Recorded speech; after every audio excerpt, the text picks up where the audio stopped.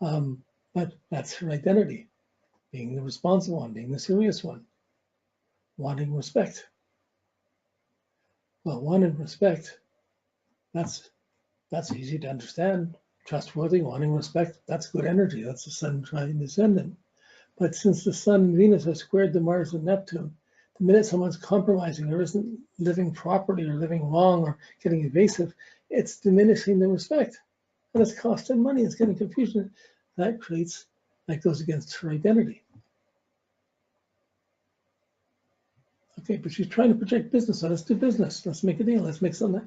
What am I doing? What's the next plan? Where am I going? That's her Capricorn ascendant. Now, she has Scorpio on in midheaven, ruled by Mars. Scorpio is intense. Commitment. Nighttime is greater. Night, let's work. Let's make a business. Let's do something. Let's make something happen. So she's capable of setting up business and doing things. If she had a partner that matched her energy, boy, things could really go. But often she's doing too much to make the commitment and the other person's getting the benefit from it. And sooner or later, that's a one-sided thing. But she's driven to be competitive, Mars rules, to prove she can do things to do. But that's a good thing for business. Scorpio in the midheaven and the sun in the 8th house, all these planets in the 8th house, she sees how to make business. But she doesn't want to do just the conventional business. She has the opportunity to conventional business. She identifies to it, but she wants to be practical, to do something unconventional and much more exciting with the Uranus there, much more independent, being the astrologer, being the one writing the astrology book or putting the astrology movie together or talking about, like, you can see the Uranus right on that midheaven. Now the Jupiter opposes the Uranus and her midheaven. So she has struggles with, I see what I have to do. Can I pull it off or not? Or is there too many choices? Or do I stay here? Do I go? Do I stay here? Do I go? So she has all kinds. She has this T-square, Uranus, Jupiter, Saturn, right on her angles on the ICMC. This affects her motivation. It also, since Uranus is the close one, it's the need to change or to break away or make something happen differently. That's very strongly there, to work independently.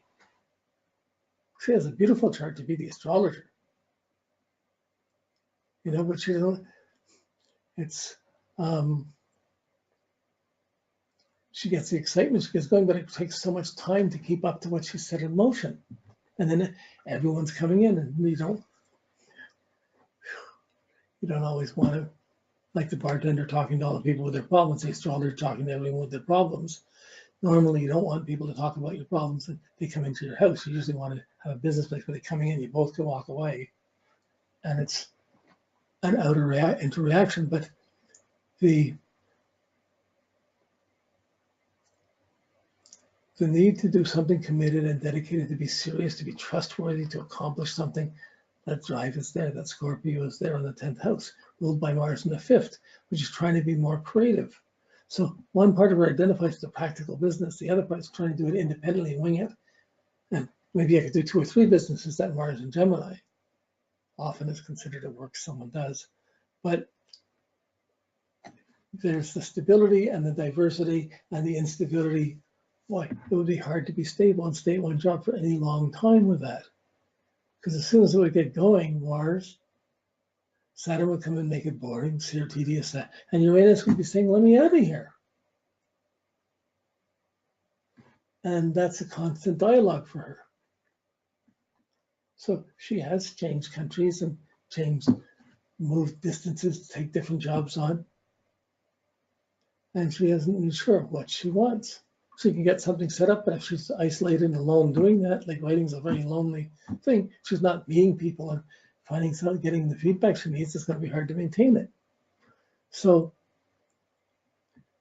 she's trying to make it fixed commitment around status and job and position, but she's too unconventional to do it in traditional ways. There's a way to make it different. This works well. She could be the intense astrologer around this, to advise people about how to do business and things like that, or how to solve special problems. It's more, does she use the astrology to go towards business, nice aspect, or does she use it to work with people's problems, all the stressful aspects, or does she do both? I think she could do both.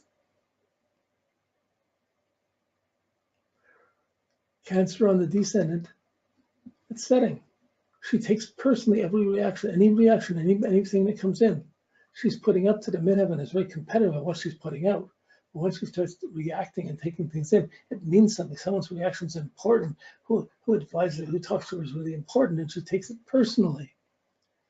So, not taking it personally on the descendant, she feels everything that people are telling her. And all the feedback, she takes it personally. As soon as she takes it personally, she's going to feel insecure. Then she's going to feel she has to do something, Mars. Then her moon in Aries feels, I got to fix this. I got to run and do this. So she's, again, super active to go fix these things, but very sensitive to impressions. So if she meets somebody and they're having troubles, she's going to be reacting to that and trying to fix that all the time. And if the guy knows what tunes into it, he could take advantage of her, and she's going to be doing too much for him. Doesn't mean it's closed that way. It just means these are struggles to get through based on proper evaluation of the Sun Venus. Being able to decide who's trustworthy, who's not. I mean, with Sun Venus conjunct in the 8th house squared by Neptune and Mars, you should never have joint bank accounts unless you're the one with nothing. But even then, separate bank accounts create respect to prevent a lot of expectations and temptations from playing out.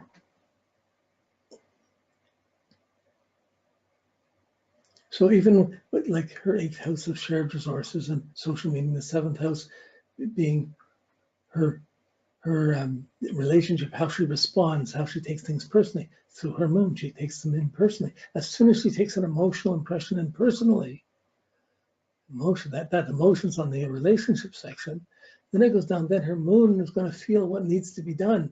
I need to fix this, I need to do that. Oh, that's what I got to do. The moon's not going to overreact to do things and push to do things more than she's sensitive to. Funny balance. Okay. You're not trying to solve something. You're just trying to tune in and see the puzzles and the challenges. Then when you meet someone, you find it. You say, oh, look what they did with that. Oh, look how that expressed. Wow. Thank goodness we're not all the same. Thank goodness there's all these complications. And those complications, for a person on a spiritual path, this is a very powerful chart. For a person on a materialistic money path, this is a much more complicated, difficult situation. So how do you get both? How do you evolve the spiritual and deal with the material in a dedicated way that helps others and doesn't cause guilt? Wow. When you have the Mars in Gemini, wants to have the nice car, wants to travel, wants to do things independently. Okay. Oh yeah, we've done time. So I'm finished here. Whoever's chart it is, if you want to write a little letter of feedback of this showed for this and this showed for that. I didn't give many examples. I'm giving a couple just so that it helps to explain some of the ways this works.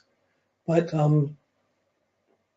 you could write a letter so that everybody can know how it works and some of the more specific feedback around it if you feel like it. But if you're going to do it, it certainly would count for 5 or 10 points in your advantage when you're doing your level 5 exam or the second exam. So in any case, it's up to you. Thank you. When I get this done, it takes about an hour or two for this to, it makes the video, it has to translate it to an MP4 and then I can download it. When I download it, then I have to take it and upload it onto Hightail, then I got to send it to you. So it takes me 3 or 4 hours before I can send this off. But I'll send it off with next week's chart. And yeah, thanks for another good day. Okay.